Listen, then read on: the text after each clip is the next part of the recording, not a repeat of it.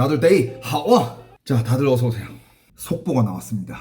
오늘도 미국과 이란 그리고 중동 그리고 중국 얘기할 겁니다. 일단 오늘 낮에 저 또 이제 뉴스를 봅니다. 저도 이제 많은 사람들이 내가 막 이제 국내 뉴스들 진짜 너무 말도 안 된다. 막 미국이 막 지고 있고 이란이 이기고 있는 것처럼 그렇게 막 얘기한다라고 이렇게 내가 얘기를 했잖아요. 그러니까 댓글에 어떤 분들이 이렇게 얘기를 해요. 너는 왜 그딴 뉴스를 보고 있냐고. 내가 그걸 봐야 비교를 할 수 있잖아.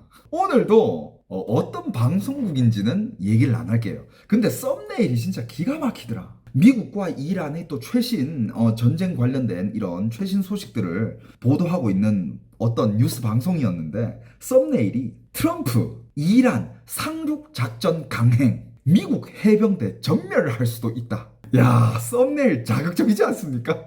물론 뭐 가능성이야 있겠지. 왜냐하면 전쟁터라는 게 무슨 일이 일어날지 모르지만. 근데 야, 이거 진짜 야, 공중파 뉴스가 이래도 돼? 야, 얘가 유튜버면 내가 이해를 하겠어. 얘 공중파야.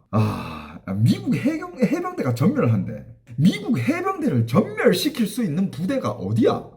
야, 그거 어디냐 그거. 야, 그만큼 강한 나라가 있어? 야, 누가 보면 뭐 해병대들 그냥 뭐 미국 해병대들 알몸으로 그냥 상륙작전 시키는 줄 알겠어? 여러분들 잘 생각해봐. 미국이 만약에 진짜 이란으로 가가지고 호르무즈 해협에서 이란으로 상륙작전을 한다고 쳐. 그 상륙작전이 얼마나 어마어마하겠어. 얼마나 촘촘하고 얼마나 어마어마한 지원이 들어가겠어요. 레이더 지원부터 시작해가지고 해상 지원, 공중 지원, 얼마나 만반의 준비를 하고 들어가겠어. 야, 근데 그게 전멸을 한다고? 자, 아무튼 지금 국내 뉴스는 여전히 정말 자극적인 썸네일로 뉴스들이 나가고 있는데 여러분들 그건 너무 많이 보지 마세요. 여러분 진짜 너무 많이 보지 마. 야, 그 정신의 해로 진짜 무슨 스토리를 만들어내고 있고 말 같지도 않은 소리를. 저는 또 이 전 세계 여기저기 언론과 전문가들이 또 분석해 놓은 자료를 가져왔고, 그 다음에 중국 내부에서 터져나온 자료들을 좀 가져와 봤습니다. 저도 물론 항상 얘기하지만 이게 정답은 아니에요. 하지만 여러분들 이거 들어보시고 또 새로운 다각적인 시각을 한번 키워보시기 바랍니다. 오케이? 자, 여러분들 이번에 이 이란 전쟁은요, 미국과 이란의 전쟁은 어떻게 보면 굉장히 상징적인 전쟁이다라고 할 수 있죠. 하마스, 헤즈볼라, 후티 같은 반서방 무장 세력의 거점이 무너지고 이란 신정체제도 타격을 받으면서 이것이 단지 중동만의 문제가 아니라 중국과도 아주 깊이 연결이 되어 있다라는 게 점점 세상으로 알려지고 있죠. 그죠? 이쯤 되면 이제 웬만한 사람들은 다 알아야 돼요. 미국이 지금 이렇게 하고 있는 거 결국의 목표는 누구다? 중국이다라는 거. 이제 다 알아야 됩니다. 많은 사람들이 이란을 때리는 마땅한 이유가 없다. 오늘 무슨 미국의 또 무슨 국방부 장관인가 아무튼 또 꽤 높은 그 트럼프 밑에서 일하는 사람이 하는 얘기가, 지금 트럼프가 이란을 때린 이유는 정당하지 않고 무슨 수많은 로비를 받아가지고 이란을 때리기 시작했다. 그러면서 사직을 했다 그러잖아. 그러니까 트럼프도 반박하면서 야, 그 새끼 이란이 위협이 아니라고 얘기했잖아. 걔 문제 있는 애야. 이런 식으로 막 싸웠잖아요. 그죠? 아무튼 그러면서 많은 사람들이 이렇게 미국과 트럼프를 비판합니다. 이란을 때리는 명분이 없다. 왜 때리는 거냐? 이 명분은 너무 많은데 서면적으로 공개적으로 발표하기 좀 그런 명분들이야. 예를 들면 왜 이란 때리냐? 이란을 때려야 내가 중국까지 때릴 거 아니냐? 이렇게 발표를 할 수는 없잖아요. 그렇게 발표할 수는 없잖아. 하지만 미국은 어떻게 해서든 중국을 눌러야 계속해서 이제 이 달러 패권, 석유 이런 걸 가지고 가면서 세계 절대적인 강자 그 자리를 유지할 수 있는 거고, 계속 중국을 내버려 두면 결국에는 나중에는 그 큰 화는 미국한테 돌아가게 될 걸 알고 있으니까 지금 그렇게 하는 거고. 이건 진짜 입이 아프도록 얘기를 했죠. 그죠? 자, 근데 여러분들 며칠 전에 제가 얘기를 했잖아요. 중국이 지금 내부에서 숙청의 물결이 계속 일어나고 있고, 그 다음에 중국의 아주 중요한 무기들을 담당하던 그 개발 연구하는 그 대장들이 다 숙청을 당하고 있습니다. 그런데 요번 숙청은 다른 게, 이제 시진핑이 누군가를 숙청할 때마다 죄명을 항상 발표를 했어요. 얘는 뭐 때문에 숙청을 당했고, 얘는 무슨 죄를 지었기 때문에, 얘는 얼마나 뭘 헤쳐먹었기 때문에 이런 거를 발표를 했는데 이번에는 그런 발표가 없습니다. 심지어 그런 기사들까지 숨기고 있죠. 이 와중에 아까도 얘기했지만 새로운 거물이 또 한 명이 숙청이 됩니다. 이거 오늘 이거 진짜 이거 큰 사건인데, 이런 사건들이 이게 이런 큰 사건들이 보도가 안 된다는 게 진짜 너무, 이런 거를 알아야 지금 세계가 어떻게 돌아가고 있고, 미국이 뭘 하고 있고, 중국은 뭘 하고 있고, 미국은 어떤 계산기를 두드리고 있고, 이걸 알게 되는데, 이런 것도 모르고 하니까 맨날 뭐 지들 혼자서 뭐 시나리오 쓰고 있고, 지금 나오는 뉴스들 보면 각본이야, 대본이에요. 거의 뭐 영화 같아. 어느 세상 얘기를 하고 있는지 모르겠어. 아무튼 누가 숙청됐냐는 이따가 얘기할 겁니다. 여러분들 채널 고정입니다. 채널 고정이에요. 자, 근데 시진핑도 여러분들, 내가 맨날 시진핑을 비판을 하지만 그냥 모든 걸 떠나가지고 시진핑 입장에서 혹은 중국 입장에서 시진핑을 봤을 때는 시진핑이 절대 멍청한 주석은 아니에요. 시진핑은 진짜 어마어마한, 정말 중국의 역사적으로 봤을 때도 한 명 나올까 말까 한 그런 공산당 리더예요. 그건 확실해. 근데 시진핑이 왜 이런 숙청의 물결을 일으키고 지금 무기 연구원들까지 이렇게 숙청을 한 명 한 명씩 하고 있느냐? 이게 그냥 요번에 이란 때문에 한 방에 터진 게 아니에요. 세 가지 주요된 사건이 있었습니다. 첫 번째는 2025년 5월에 인도와 파키스탄이 한판 붙습니다. 기억하시죠? 인도와 파키스탄 충돌에서 그때부터 중국산의 레이더와 미사일 문제가 나왔었어요. 당시 인도가 테러 공격에 대한 보복으로 파키스탄 내의 9개 군사기지 및 무장 세력 거점을 정밀 타격을 했죠. 파키스탄은 중국의 대표적 우방이자 무기 수입국이며 국내 무기 장비의 82%를 중국에서 수입을 합니다. 이 상황에서 파키스탄은 라호르 남쪽 추니안 공군기지에 중국이 자랑하던 YLC-82 레이더와 홍치-9 방공 시스템을 배치를 했는데, 원래 이 레이더는 중국 측 홍보에 따르면 탐지 거리가 450km에 달하고 미군 F-35 스텔스 전투기도 볼 수 있으며 전자전에도 강하다라고 광고를 했어요. 광고는 그렇게 했지만 알고 보니까 태무산이었던 거야. 실제 전투가 벌어지자 인도 공군은 전자전 포드를 사용해 광대역 교란을 가했고, 그 결과 중국산 레이더는 화면이 지지 깨지면서 즉시 고철 상태가 되었다. 이후 인도의 브라모스 초음속 순항 미사일이 초저고도로 접근해도 레이더는 경보도 내지 못한 채 무력화되었다. 레이더가 먹통이 되자 옆에 있던 홍치-9 미사일의 화력 통제 시스템도 같이 마비되어 한 발도 쏘지 못했다. 이게 그때의 인도와 파키스탄의 전시 상황이었어요.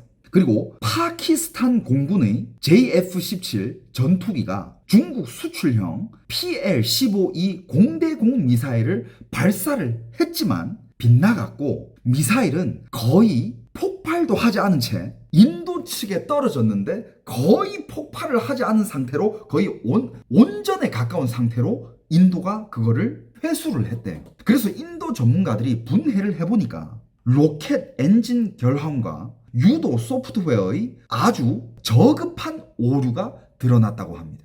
그 사건의 핵심은 중국 측의 이 파키스탄 병력이 기계를 잘못 다룬 것이 아니라, 그때 그런 얘기 있었어. 파키스탄이 인도에 밀렸던 거는 그 중국에서 수입한 기계를 컨트롤할 줄 교육을 제대로 못 받았기 때문에 뭐 이런 얘기도 나왔지만, 그거보다는 중국 무기 자체가 싸구려였다라는 게 훨씬 더 믿음이 갑니다. 자, 그때 그 사건이 첫 번째로 시진핑한테 어떻게 보면 충격을 줬죠. 이렇게 작동을 안 한다고?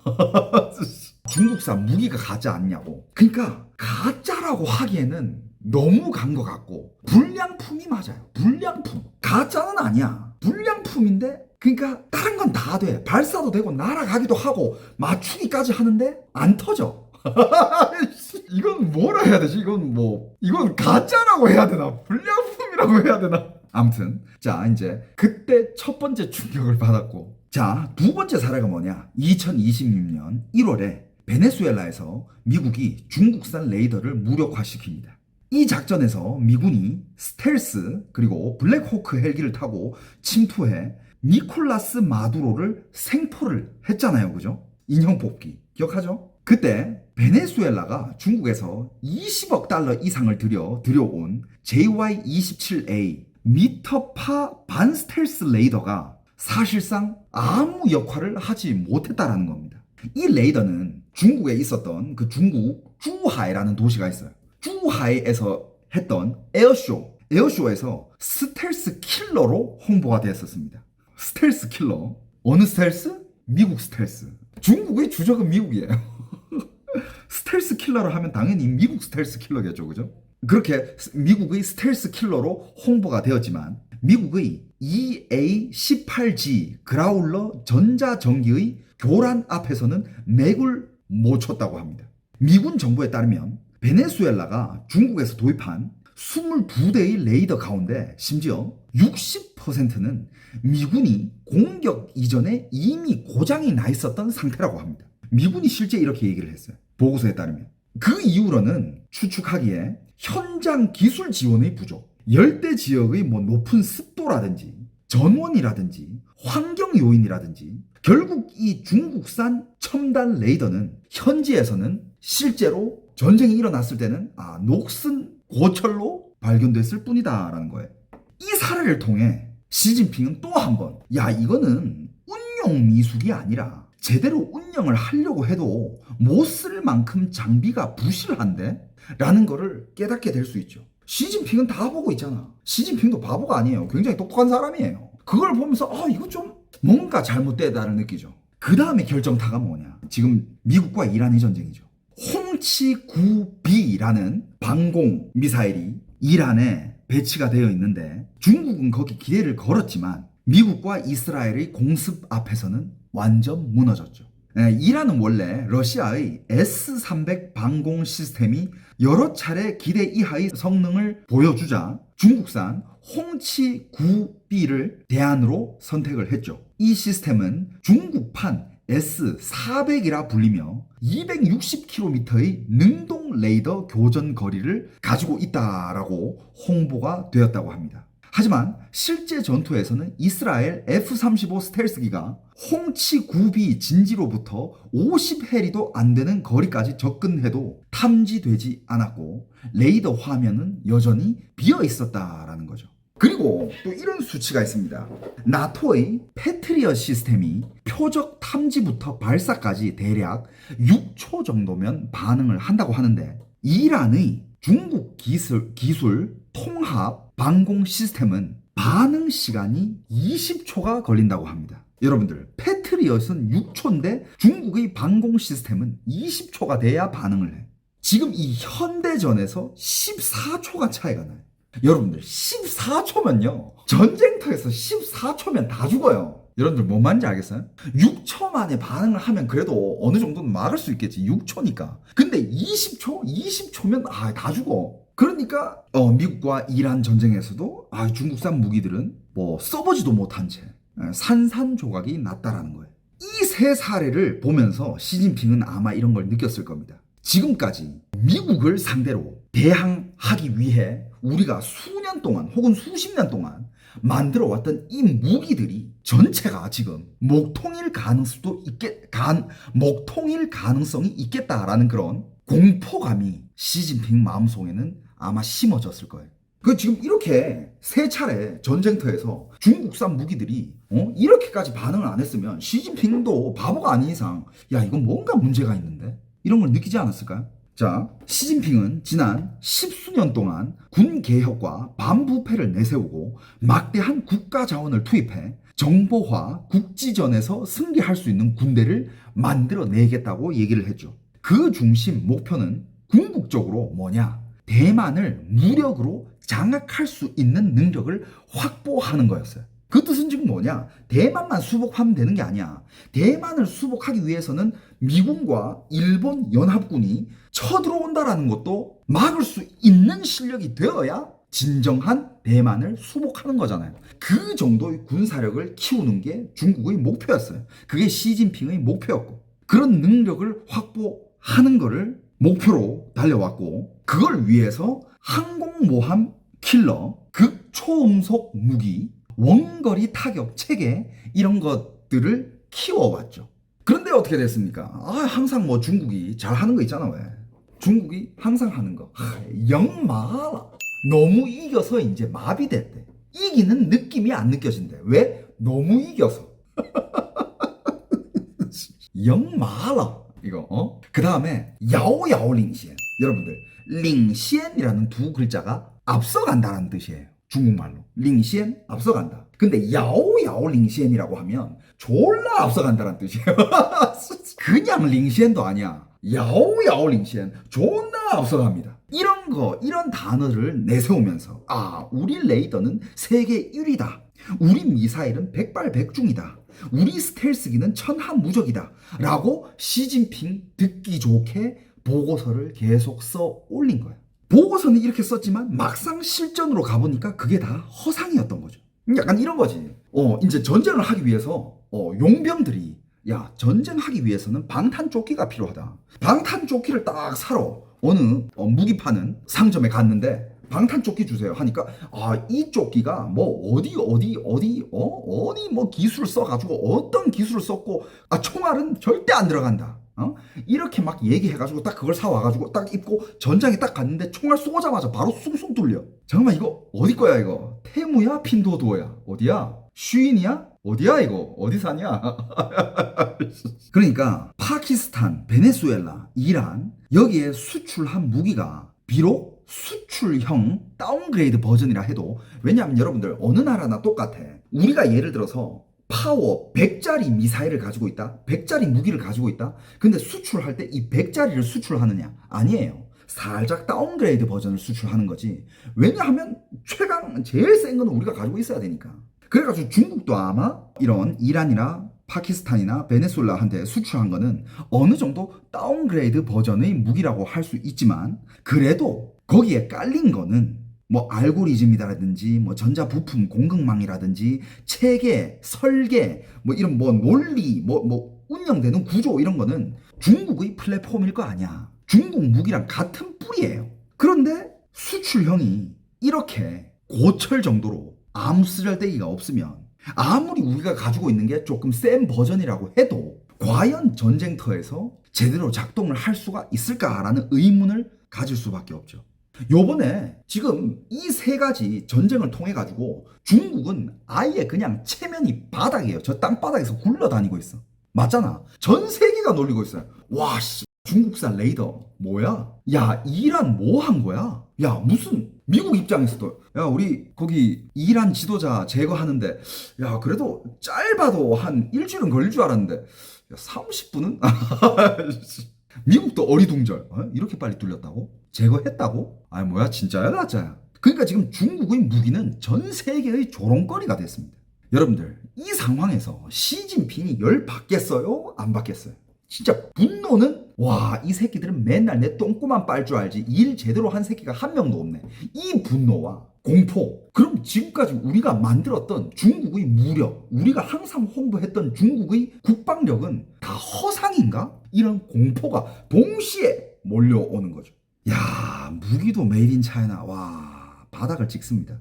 안 그래도 전 세계적으로 메이드 인 차이나 그렇게 좋은 인상이 있진 않은데 무기까지. 와. 그러니까 이번에는 더 이상 중국 측에서도 야, 이거 뭐 중국은 항상 이런 핑계를 잘 둬요. 이거 뭐 기상이 안 좋았다. 풍향이 반대 방향이라 가지고 미사일이 몸 안 맞춰졌다. 외국 군인들이 장비를 잘 다루지 못했다. 미군이 너무 교활했다. 이런 핑계를 이번에는 중국이 못 대는 거예요. 못 대지. 댈 핑계가 없어. 그래서 지금 시진핑은 뭘 하고 있느냐? 지금 중국의 국방 모든 지금 전 세계적으로 수출하고 이번 전쟁에 들어가고 있는, 그리고 전쟁이 일어났을 때 중국이 주력으로 써야 할 그런 무기들 설계하고 만든 새끼들 대가리부터 다 잡아내. 지금 이게 된 거야. 그리고 제일 먼저 시작된 게 엊그제 제가 다뤄줬던 중국의 그 3명. 근데 이게 이제 좀 더 구체적인 분석이 나왔습니다. 당연히 이건 제가 분석한 게 아니에요. 많은 전문가들이 분석한 자료를 제가 가져온 건데, 그렇다면 중국에서 이런 가짜 혹은 불량품 이런 무기를 만든 거는 누가 책임을 져야 되는가? 여러분들 이야기가 흥미진진해지지 않습니까? 수많은 전문가의 분석에 따르면 중국에 그런 무기 만드는 이런 제작소? 무기 제작소? 뭐 이런 무기 공장? 이런 곳들이 있나 봐. 근데 그 중에서도 책임을 제일 크게 져야 될 게 제38 공장이랑 제14 공장, 그리고 레이더 개발 인력들이라고 합니다. 자, 여기서 등장하는 이 두 38 공장, 14 공장, 이거는 뭐냐면 중국 군수 전자 분야의 양대 핵심 기관이라고 해요. 자, 첫 번째는 허페이에 있는 중국 전자 과기 그룹, 중국电子科技集团, 여기에 38 연구소, 그래서 이거를 38소라고 얘기를 하네요. 38 연구소, 화동电子公正研究所, 화동전자공정연구소. 아무튼 이게 38 연구소고, 그 다음에 14 연구소는 난징电子技术研究所, 난징전자기술연구소. 이 두 개 연구소. 베네수엘라에 수출한 JY27A 레이더는 38 연구소의 대표 제품이고요. 이란과 파키스탄이 사용한 YLC8 계열 레이더는 14 연구소의 주력 제품이라고 합니다. 마두로가 2023년 방중 당시 허페이를 방문한 것도 바로 이 38 연구소 레이더 때문이었다고 분석을 해요. 그리고 또 중국의 내부 소식통에 의하면 지금 이 두 연구소에서 무슨 일이 일어났느냐, 왜 이 두 연구소가 핵심이고 이 두 연구소에서 무슨 일이 일어났느냐, 이거는 기사화되지 않은 거예요. 내부에 있는 소식통이 해외로 전달해 나온 소식인데 뒷골목 소식인 거죠. 이 38 연구소와 이 14 연구소에서 수백 명의 연구 인력이 조사 협조 명목으로 연행이 됐다고 합니다. 그런데 여기서 특별하게 강조하는 디테일이 뭐냐? 그냥 모셔간 게 아니야. 우리 조사에 협조 좀 해주세요. 이렇게 어디로 오세요? 이렇게 모셔간 게 아니라 군용 대형 버스가 한 차례 한 차례씩 사람들을 실어가지고 떼거지로 실어갔다는 거예요. 이게 굉장히 중요합니다. 전문가들에 의하면 이런 군용 버스로 이런 걸 실어 나른다, 사람들을 실어 나른다, 이것은 단순한 인사 조정이나 몇몇 간부의 소환이 아니라 연구소 단위의 집단 숙청에 가깝다라고 합니다. 집단 조사 들어간 거예요. 근데 여기서 또 중요한 게 한 게 있습니다. 이 연행해 간 사람들이 기술자만 연행해 간 게 아니야. 무슨 부서까지 갔느냐? 재무부서까지 싹 다 끌고 갔어요. 이걸 봤을 때 전문가들은 또 어떻게 분석을 하느냐? 재무까지 불려갔다? 이거는 기술 실패를 문책하려는 게 아니다. 부패가 있었다라는 주장이다라는 거죠. 비리죠. 여러분들이 제 중국 뉴스를 이제 좀 본 지가 어느 정도 됐으면 중국의 뉴스들은 이렇게 추리해서 나가는 거예요. 모든 중국의 공개되지 않은 뉴스들은 이런 식으로 분석해서 나온 것들이야. 그리고 대부분이 나중에 보니까 진실로 밝혀져요. 거의 대부분. 중국에서는 이걸 뉴스로 절대 내보내지 않아요. 지금 중국의 어느 무기 연구소에서 거기 모든 연구자, 기술직들이 싹 다 연행됐다. 재무팀도 싹 다 연행됐다. 이거를 뉴스하지 않는다니까. 그래서 중국의 최신 소식들은 이런 식으로 알아가는 거예요. 그러니까 지금 중국에서 시진핑이 얘네들을 연행해 가서 조사하려는 거는 기술 개발의 실패가 아니야. 군비 횡령, 예산 유용, 부품 바꾸어치기, 허위 성능 보고, 이런 게 싹 다 엮여 있는 대형 부패 사건을 지금 조사하려는 거예요. 이런 일이 벌어졌다는 것 자체가 중국이 인정한다는 거야. 우리 무기 좆됐구나. 실전에서 그냥 고철이구나. 이걸 인정하는 거예요. 아니면 지금 얘네들 끌고 가서 왜 조사를 하겠어? 여러분들, 이런 국가급의 레이더 개발 혹은 무기 개발 이런 프로젝트에는 수십억이 아니라 수백 유엔의 투입이 들어갑니다. 수백 유엔. 한국 돈으로 얼마야? 수조가 들어가요. 당연하지. 그런데 이런 수조, 많게는 수십조가 투입될 수도 있는데 여기서 이렇게 고위 간부들 중에서 예를 들면 연구소장이라든지 총공정사라든지 프로젝트 책임자라든지 이런 사람들이 이 돈을 중간에서 어떻게 빼먹느냐라는 걸 조사하는 거예요. 근데 어떻게 빼먹는지 다 알아. 왜? 그 루트가 그 몇 개밖에 없어요. 전문가들이 추측하기에는 가장 흔한 방식은 군용 부품을 민수용으로 속여서 넣는 방식이라고 합니다.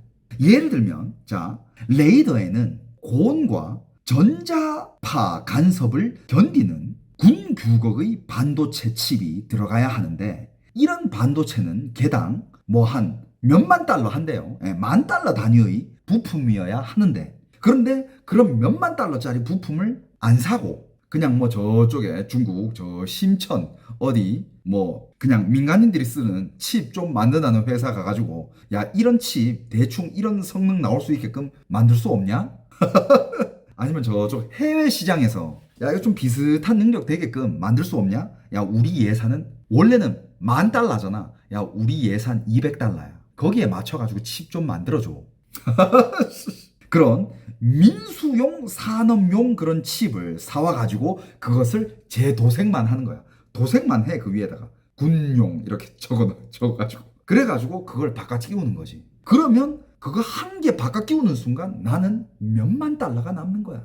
한국 돈으로 한 칩당 몇 천만 원을 해먹을 수 있다는 거지. 그런데 이런 칩의 조건이 있습니다. 무슨 조건이냐? 전쟁터에서 작동은 당연히 못하겠지. 몇만 달러짜리 칩이랑 몇백 달러짜리 칩을 비교하면 안 되지. 하지만 얘네들이 요구하는 건 딱 이거예요. 우리가 훈련할 때, 시진핑한테 뭔가 보여줄 때, 뭐 국경절 행사 이럴 때 우리가 이거를 보여줄 때, 그때 성능을 테스트 시켜줄 때 그때만 작동하면 된다 이거야. 그래야 눈속임을 하지. 뭔 말인지 알겠어요? 진짜 얘네 진짜 와, 어디까지 썩어 있는 거야. 야, 시진핑도 진짜 와, 시진핑 입장에서 얼마나 진짜 머리 아플까. 진짜 속이 얼마나 터질까 진짜. 와. 그런 민수용 칩을, 군용 칩을 대신 해가지고 쓴 것들은 몇만 달러, 뭐 많이 하면 몇십만 달러, 몇백만 달러가 남잖아. 그건 어디로 가느냐? 그 일을 주도한 중간 관계자들이 주머니로 사이좋게 나눠 먹겠지. 그러다가 이걸 수출하면 어떻게 되느냐? 평소 훈련에는 어찌 해가지고 돌아가겠지만 뭐 중동이나 남미 이런 실전처럼 강한 전자전과 고온이랑 고습, 전력 불안정 이런 환경에 노출이 되는 순간 얘네들은 작동을 못하는 거예요. 발열이라든지 뭐 여러 가지 문제 때문에 작동을 안 하니까 레이더가 그냥 장님이 되어버리는 거예요. 그리고 여기서 재무 담당자를 잡아간 이유가 뭐냐? 바로 이 장부를 추적해서 올라가고 이 재무 담당자들 얘네들이 했을 거 아니야. 얘네들을 이제 터는 거야. 뭐 고문이 필요하면 고문을 하겠지. 중국은 고문하는 거 이런 거 뉴스로 나오지도 않아요. 절대 나오지도 않고 지들이 방법이 있겠지.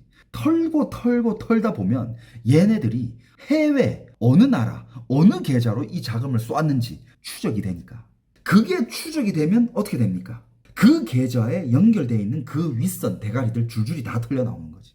누구의 계좌로, 누구 해외 계좌로 들어갔는지 이걸 터는 거예요. 그리고 버스로 그 수십 명, 수백 명을 다 끌고 갔다라는 거는 이거는 진짜 지금 시진핑이 칼 갈았다는 거야. 그 위에 대어들까지, 그 배후까지, 마지막에서 그걸 조종하는 새끼들까지 싹 다 잡아쳐 넣겠다라는 지금 시진핑의 빡친 의지예요.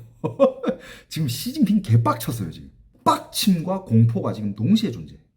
저번에 우리가 다뤘잖아요. 그때 누굽니까? 레이더 전문가 우만칭 숙청됐죠. 그 다음에 미사일 유도 제어 전문가 웨이인 이 사람도 숙청이 됐고, 그 다음에 핵무기 공학 전문가 쪼시엔껑 얘도 이제 숙청이 됐죠. 이거 저번 편에 얘기했습니다. 못 보신 분들 가서 보세요. 그만큼 다른 데서 듣도 보도 못한 소식들이야. 근데 여러분들이 그거 듣잖아요. 와, 이런 일이 있었어 라고 감탄할 겁니다. 꼭 가서 한번 보세요. 지금 유튜브 간판 영상으로 걸어놨거든. 이 세 사람이 어떤 사람이고 왜 숙청을 당했는지 그거 다 설명을 했습니다. 그런데 이 가운데 그 우만칭이라는 사람은 굉장히 중요한 인물인 게, 아까 털렸다는 그 38연구소 있잖아. 이 우만칭이라는 사람이 그 허페이 38연구소 말단 기술자에서 출발해 가지고 올라온 인물이고, 2001년부터 2012년까지 무려 11년간 38연구소 소장을 지냈던 인물입니다. 그 이후에는 중국 전자 과기 그룹 전체의 총경리이자 총공정사까지 올라온 인물이에요. 굉장히 중요한 인물이죠. 얘를 안 털면 누굴 털겠습니까? 당연히 숙청 당하는 게 당연한 거야. 그리고 웨이 이인이라는 이 사람은 파키스탄이 발사한 PL-15E 미사일이 빗나가고 유도 시스템 오류가 드러났다고 했잖아요. 그 미사일의 분해를 책임지는 분야의 대표 인물이 바로 이 웨이 이인이에요. 그 미사일의 분해를 얘가 만들었다고 생각하면 돼요. 그러니까 이 사람도 숙청당하는 게 당연한 거죠, 그죠? 그러니까 우만칭은 방공체계의 눈을 책임졌고 웨이는 이 미사일의 뇌를 책임졌는데 이 눈은 멀었고 뇌는 마비야. 이야, 총체적 난국입니다, 지금. 이거 지금 트럼프가 중국 안 가도 돼. 지금 그 내부에서 그냥 무너지게 생겼어, 지금. 트럼프는, 여러분들, 나도 지금 이걸 아는데, 미국의 싱크탱크들, 트럼프는 지금 이걸 모를까? 다 알고 있어. 그럼 이런 생각하겠지. 야, 이건 내가 굳이 중국 안 가도 거기서 지금 난리 나겠는데. 야, 일단 그 내부에서 지들끼리 숙청하게끔 좀 냅두자. 그러면서 연기했을 수도 있어. 괜히 지금 트럼프가 지금 갔다가 시진핑, 야, 잠깐만, 나 지금 이 밑에 새끼들 숙청하고 있거든? 좀만 기다려. 이 새끼들 다 좀 죽여버리고 올 테니까.